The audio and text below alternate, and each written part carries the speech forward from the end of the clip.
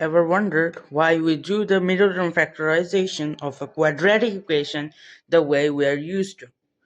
What we usually do is that we try to find two constants n and m such that multiplying them gives us the c value and adding them or subtracting them gives us the b value.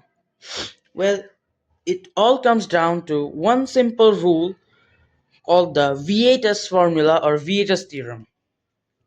Let's say for our equation we have two roots, r1 and r2, and thus the equation can be written as x minus r1 into x minus r2, which is equal to 0.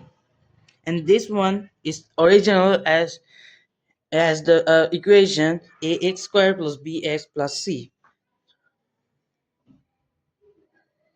Now if we multiply these, we get x squared minus r1x minus r2x plus r1 r2 equal to 0.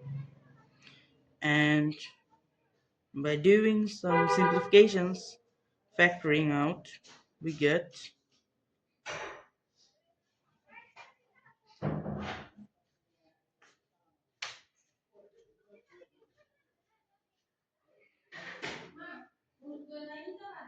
minus plus 2 plus r1 r2 equal to 0.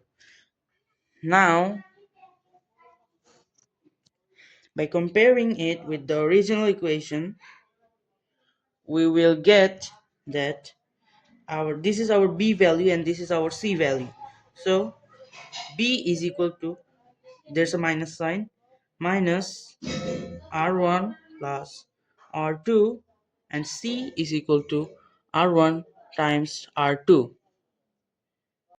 Now this VIETA'S formula can be extended to the cubic equation. We know that the standard cubic equation is ax cubed plus bx squared plus cx plus d equals 0. And let's assume that the roots of this equation are r1, r2 and r3. And thus we can write this as x minus r1 times x minus r2 into x minus r3 equals 0.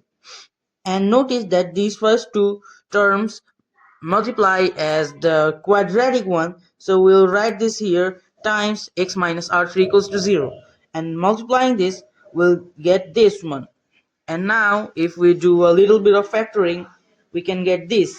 And now by comparing these r terms with a, b, c and d, we get these.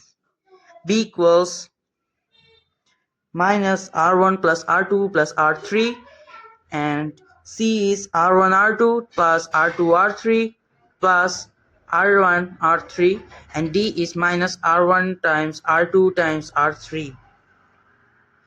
And also notice that we have assumed that a is equal to 1. And this equation or this formulation of Vieta can be used for any degree of equations. Like you can apply for any polynomial.